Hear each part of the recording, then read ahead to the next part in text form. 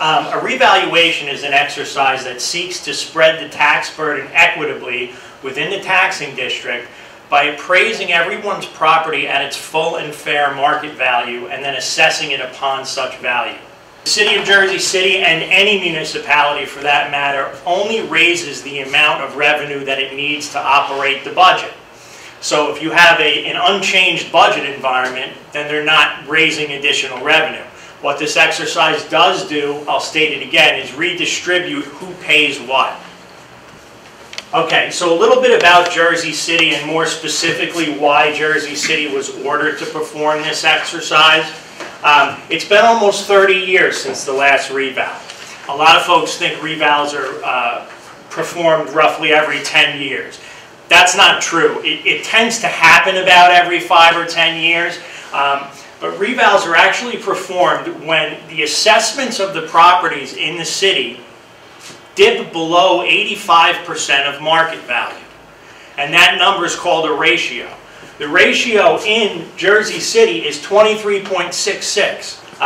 That's a lot lower than that 85%. And so the tax law in the state of New Jersey says that you can be ordered to conduct a reval anytime that number dips below 85. But that's not the case. Some folks are assessed at about 60% of what they're worth, and some folks are assessed at about 5% of what they're worth. And the way we figure that out is we look at all the sales that occur in a given time period, and we compare the sale price of the property to what it's assessed at. First, we're going to start by inspecting your properties. Everybody should have gotten a mailer that the city sent out. It went to the same address your tax bill went to. Had an introductory letter. It said that our firm was hired to perform the revaluation and that we would come by and inspect your property. Once we've done that, we gather data, we analyze it, we review the data, we put it out there for the public for you to review it. We then inform you as to what your new assessment is. We then invite every individual taxpayer to meet with us one-on-one. So we're having a group meeting now, but once you get your assessment, you'll have a chance to sit down with us one-on-one, go over your property record card. Your property record card is the document that contains everything that's used to arrive at your assessment. Find out how we wrote or how we came up with the number. Then we'll submit the information to the county, and it will go on the books. And if need be, we defend these numbers for 2 years at the county tax board if folks file a tax appeal. Okay, in the letter that we sent that I showed on the screen before that, it basically says, we hired appraisal systems, someone is going to show up at your house. I'm going to answer the question sort of in anticipation of getting it. We don't make appointments in advance. We did that once. In a very wealthy town called Alpine, who paid a whole lot more for the service. No municipality hires us to make appointments in advance. It's extremely expensive, and it's very time consuming. So we do just knock on your door during business hours. However, if you're not home, or even if you are home and it's just not a good time, you can ask for an appointment card and we'll come back. Person that comes to your house is going to be carrying this identification.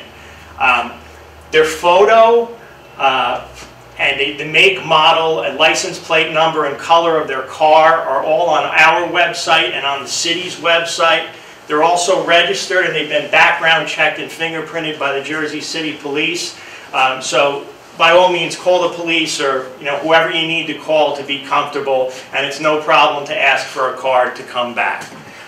If for some reason you don't want somebody coming unannounced, which is the deal we have with the city, but we get it. There are people that have certain circumstances, like there's an elderly person there, you don't want them running for the door. There's somebody home who's underage. Whatever reason it is, call us now and let us know, and we'll put you on a list to be called ahead of time.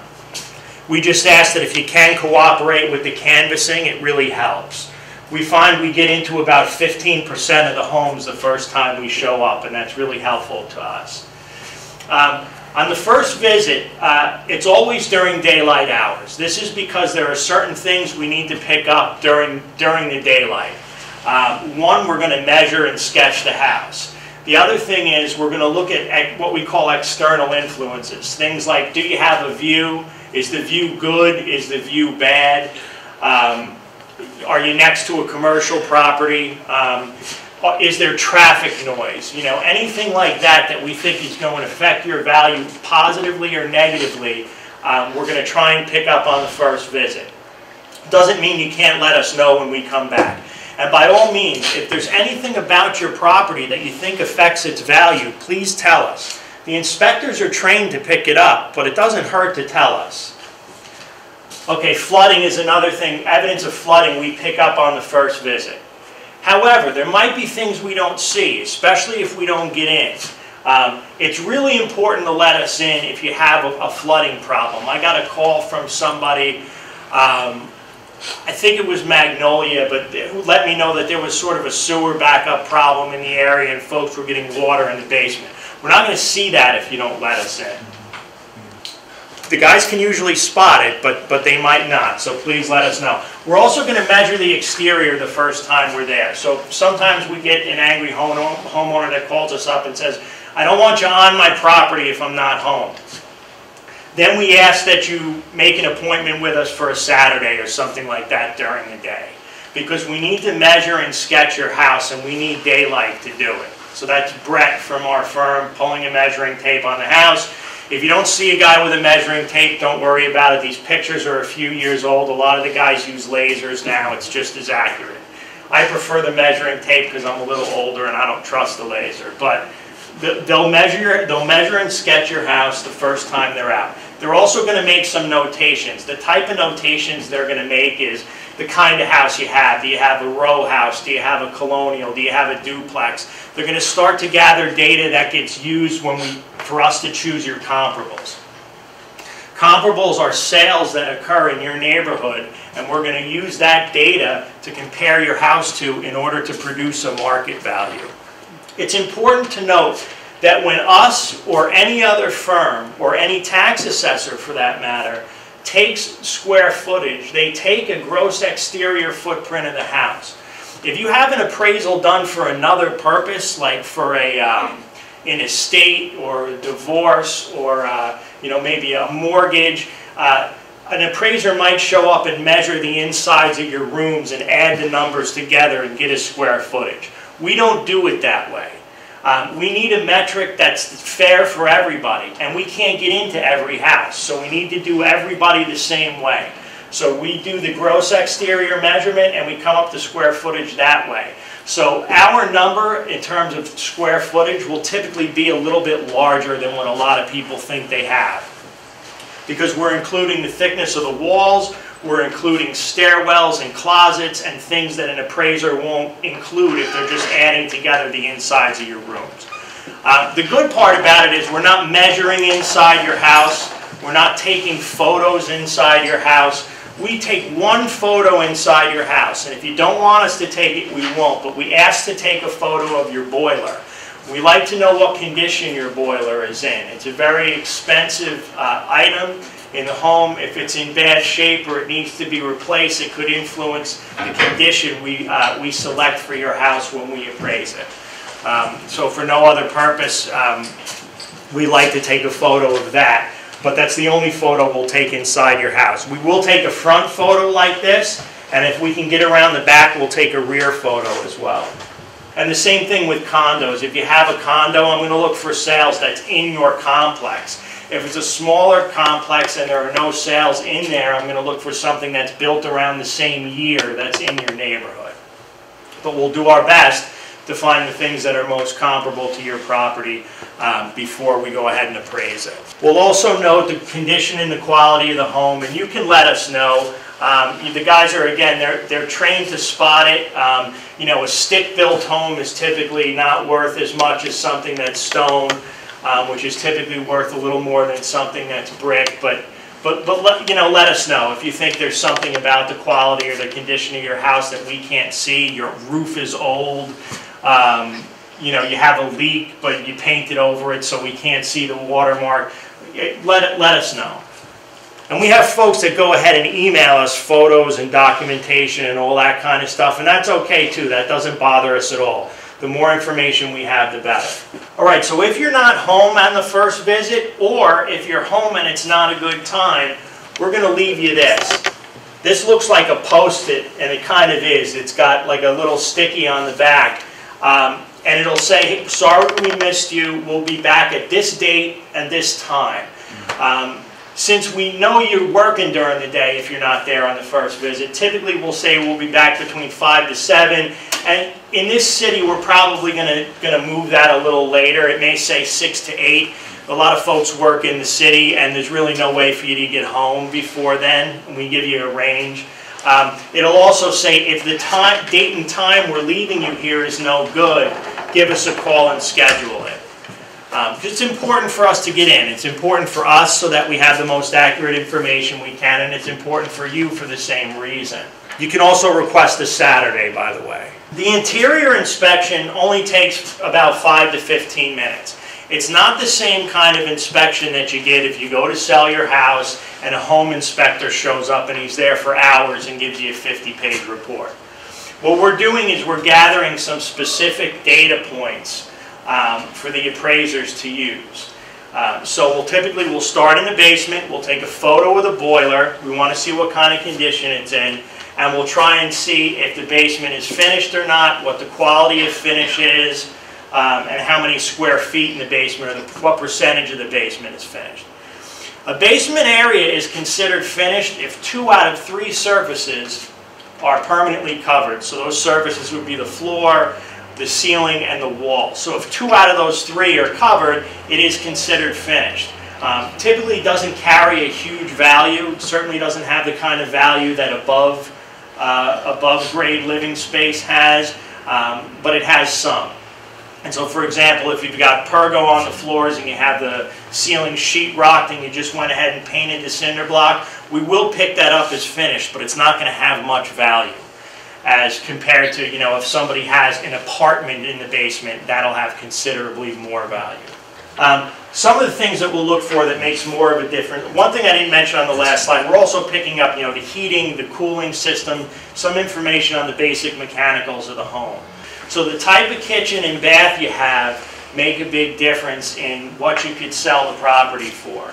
And we figure out exactly how much of a difference it makes. It's part of our analysis. We'll take similar properties, one with updated kitchens and baths, for example, one without, and figure out how much of a difference it made.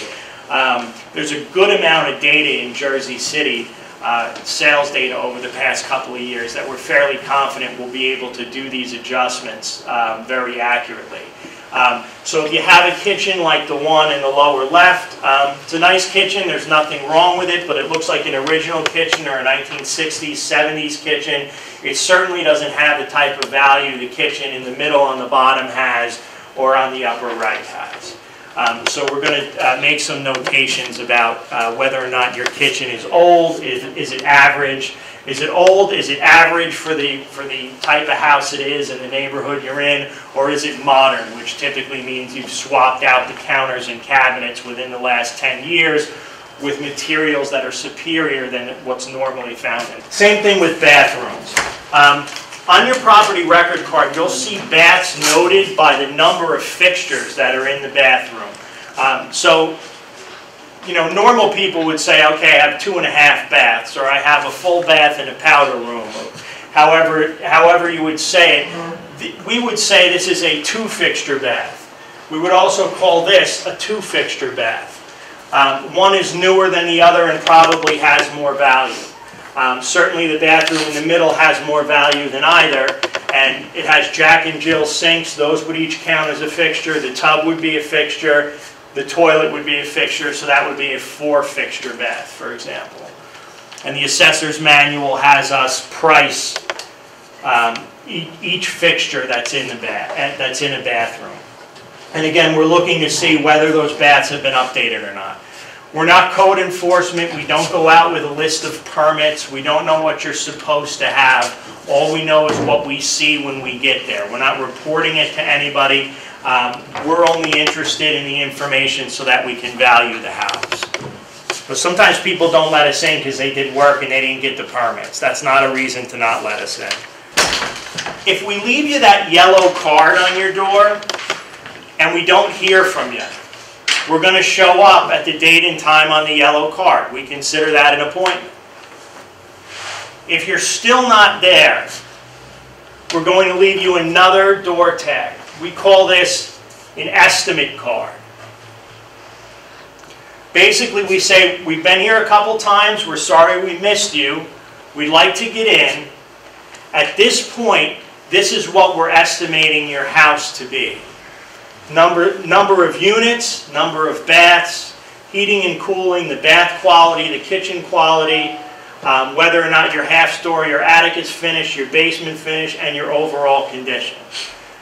So this we're doing a little bit differently than in the past, where if you didn't allow somebody in, you might get clobbered with an enormous assessment, and what you were put down for would be a total surprise to you. We're letting you know this is what we think is in the house, and it is going to be kind of a high estimate because we base it on the nicer homes that we see in your neighborhood. Because we can't have it be a benefit to anybody to not comply with the inspection. But it isn't meant to be threatening, and it won't be way over the top. It'll be an honest estimate as to what we think is in that home, based upon other homes we're in.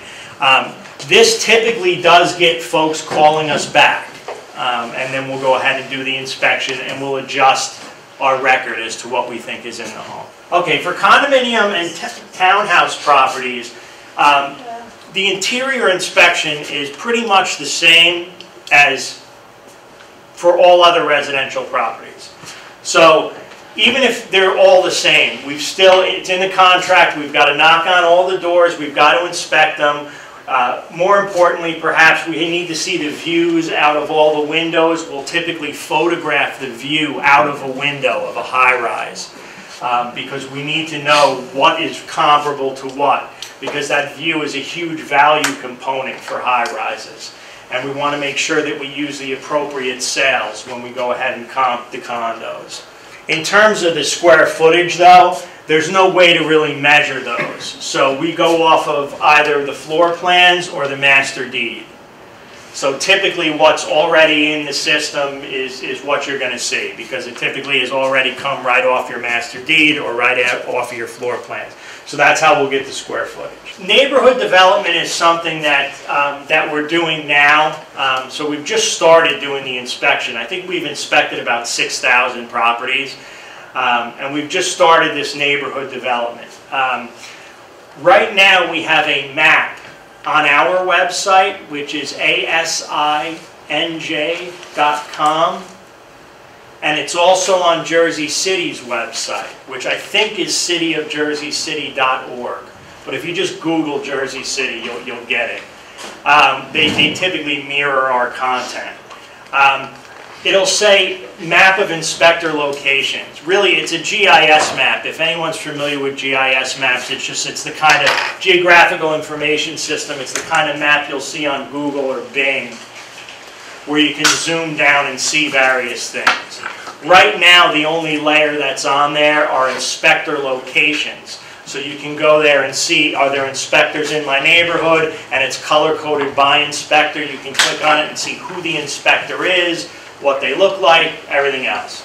Also, we're inspecting sales in all the neighborhoods right now. So I was on the map earlier tonight, and I do have a couple supervisors in St. Joe's, St. Aidan's, Island, but they're only inspecting select homes. And if you wondered why that was, those are homes that have sold either in the last 2 years or have been on the market in the last couple of years. And I need that inspection data back before the entire neighborhood gets done so that I can begin my sales analysis. The next layer that goes on that map will be the neighborhood layer. Okay, so as I was mentioning, perhaps your neighborhood is St. Joe's or St. Aidan's or Island or whatever it is. Whatever neighborhood you're in is really important because the comparable sales that we choose when we arrive at your assessment are going to come from that neighborhood. All right, so this is something, typically that neighborhood map wouldn't be public on the website. The mayor has asked us to do it, so it'll be up there. And so if we get it wrong, in other words, if you think you belong in one neighborhood and you're in another, I'm sure you're going to let us know. which is great. It should be collaborative. At the end of the day, we want to get it right. So the map actually looks a lot better than this. This is a picture of a tax map. This is how we used to do it. Again, it's a GIS map. For those of you who know what it is. If you don't, I would encourage you to take a look at it. But again, your neighborhood delineation is key to you because the sales that we're going to use are only going to come from your neighborhood. There'll be a sales map overlay as well. It just means when you get into your neighborhood, you'll be able to click on to each of the lots in the neighborhood and see what's sold. All right, it'll also tell you whether or not it's a good sale. What do I mean by good sale? Arm's length transaction, something that we can base market value on. The state of New Jersey says there are 33 different types of sales that are not considered arm's length transactions and that we can't use for assessment purposes. There are things like estate sales, sheriff sales, foreclosures, sale of, a parent to a child. They're fairly obvious things, and typically they're very low sales. Typically they're low outliers. Package sales, a corporation comes in and buys 30 lots. So we'll let you know which are the good ones and which are the ones we're using. So the sales data that I'm using to appraise the properties, you have the same access to it that I do. Once we're done with our analysis, we will send you a preliminary notification of value. So something else that the mayor mentioned is that we will have preliminary assessments made public. That's also not something that everybody does. When you get your value letter from us, Appraisal Systems, we haven't sent those values to the city yet. We haven't sat down and discussed them with you yet. They're preliminary and they're subject to change. But at the point at which you get your preliminary assessment, every preliminary assessment in the city is going to be made public on our website and the city's website. So that when you come in for the meeting, you can talk about yours, or you can say, listen, I don't want to rat out my neighbor, but he's got 5 times what I have and you got us at the same. I don't think it's fair. You can't file a tax appeal based on that kind of information, but as private individuals and taxpayers, we think that conversation's fair game, and we're okay with having that conversation with you, because if we've done our job right, your assessment should be fair relative to your neighbors. So the fact that you can't appeal your assessment based upon someone else's assessment, it's really immaterial to us. We want to make sure that it's fair. Okay, as I mentioned a bunch of times, everything is on our website, asinj.com. Right now, you're just going to see that inspector location layer. You'll also see this presentation, and you'll see the inspector identification. You should see the neighborhood layer of that website very soon. We're supposed to be meeting with the city in the next couple of weeks, and just to make sure we come to an agreement. So our firm has already developed what we think those appropriate neighborhoods are based on our research and working with realtors and speaking with other appraisers. But we need to run it by the city, make sure they're okay with it, take their comments into account, and then we'll go ahead and we'll make that public. Once the neighborhoods are public, publishing the sales is really easy. That'll happen in a matter of weeks. The informal hearings is the thing I was talking about. When we send you that letter as to what your preliminary value is, we invite you in to meet with us. If you think we missed anything and you haven't brought it to our attention, bring it to our attention then, because that's sort of the last time. One of the things we have is, we call them sales boards because they're typically on a board, but for Jersey City, there'll be sales sheets, there'll be binders of them.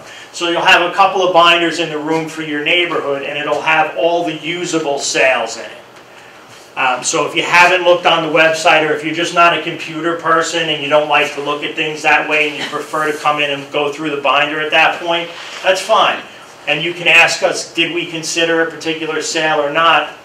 Or say, hey Mark, I really think, I know this house, I've been in it, it's just like my house, it sold for $450, why do you have me at $500? It's a legitimate question. So that's the time for all this discussion to take place.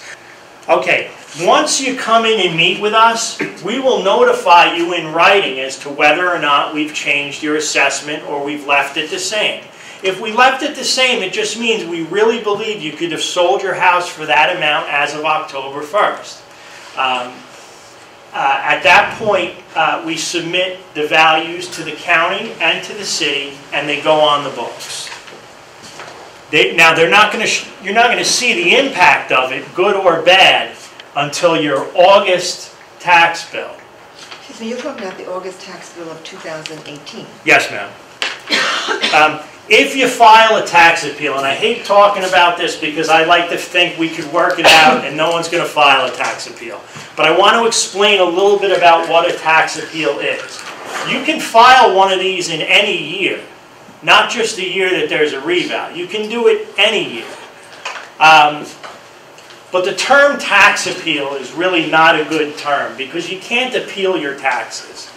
What you can appeal is that you wouldn't be able to sell your house for its assessed value as of October 1st, the prior year. So if I say your house is worth $400,000 and you say, yeah, I do think it's worth $400,000, but my taxes doubled, that's not appealable. That's based upon whether or not you could have sold your house. And this form is going to ask you for the same thing that we'll discuss with you. It's going to ask you for 3 or more comparable sales that took place in the 12 months prior to your assessment, which will be October 16 to October 17, not after and not before, that indicate that you wouldn't have been able to sell your house for its assessed value. Second thing down, you cannot appeal comparing assessments. So what I said is, you can speak to me or somebody in my firm about how you don't think your assessment is fair relative to your neighbors or the mayor's or somebody else's. But you can't appeal based on that. People don't like that, but that's what the tax law is. They don't like it so much so where I see people cross out the word sales on comparable sales and write assessments there and write other people's assessment because they just don't want to accept it. And then the tax court has to tell them, no, you need sales. So really what you're appealing again is that you couldn't sell your house in and of itself as of October 1st for its assessed value. Appeal deadline will be May 1st of 2018. In an ordinary year, when you don't have a revaluation, it's April 1st. So again, you're appealing before you know what the tax impact of this is. You have to file the appeal by May 1st. But you don't know the tax impact until August of 18. Let me explain. So this 23.66 is the ratio. That means the average property in Jersey City is assessed at 23.66% of what it's worth. Just to make the math easier for me, not anybody else, let's say it's 25%. It means most people's homes in Jersey City, or on average in Jersey City, folks' homes are worth assessed at a quarter of what they're worth. What it means for your taxes is that if your old assessment goes up by a factor of 4, that should be your roughly tax neutral position.